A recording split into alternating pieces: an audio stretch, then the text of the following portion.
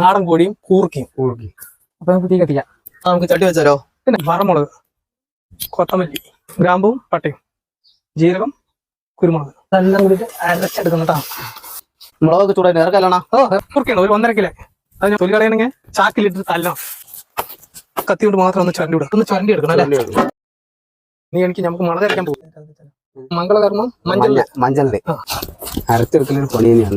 മഞ്ഞൾ റെഡി ആയിട്ടാണ് നീ പണിയുടെ അടുത്ത് മുളക് അരക്കണം. മുളകായിരിക്കും ഈ പറയുന്ന പോലെ തന്നെ നമുക്ക് വറമുളക്.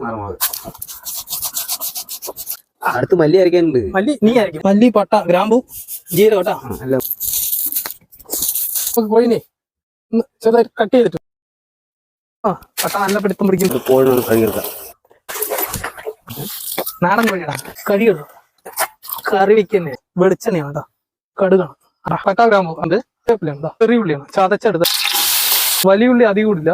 പേരിന് ഇതാ ഇഞ്ചി ചതച്ചത്, വെളുത്തുള്ളി ചതച്ചത്, നമ്മുടെ പച്ചമുളകും ചതച്ചത് മാത്രമാണ്. അല്ലാതെ അരച്ച മഞ്ഞള്, മുളക്, ഉള്ളി, പട്ട, ഗ്രാമ്പു, ജീരകം ഇത് ഇത്തിരി വെള്ളം ഒഴിച്ചു കൊടുക്കണം.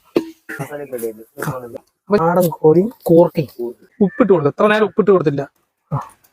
മൂടി വെച്ചിട്ട് കുറച്ച് നേരമായി മൂടി വെച്ചിട്ട് തേങ്ങാപ്പൂളിട്ട് കൂർക്കിട്ട് കൊടുക്കുക. നാടൻ കോഴി മുക്കാൽ വേകുമ്പോ കൂർക്കിട്ട് കൊടുക്കുക. ഇനി ഇത്തിരി ഉപ്പിട്ട് കൊടുക്കണം. കൂർക്കിട്ട് ഉപ്പ് വേണ്ടേ?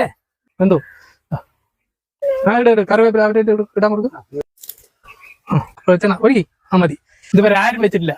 കറി വയ്ക്കാം. ചോറ് കൊട്ട് കറിയൊക്കെ ആയില്ലേ? മതി. കറി പെരട്ട് പോലെയാണ് അത്. അത് ഇത് ഞങ്ങളുടെ ഒരു പെരട്ടാണ്. അത് വേറെ കഴിച്ചതോടെ എങ്ങനെയുണ്ടെന്ന് സൂപ്പർ തന്നെ. ഇതുപോലെ വെച്ചോളി. നിങ്ങൾ അരച്ച് വെക്കുമ്പോ അതിന്റെ ടേസ്റ്റ് പറഞ്ഞു കഴിഞ്ഞാൽ കപ്പ് കപ്പൊന്നുണ്ടാവും.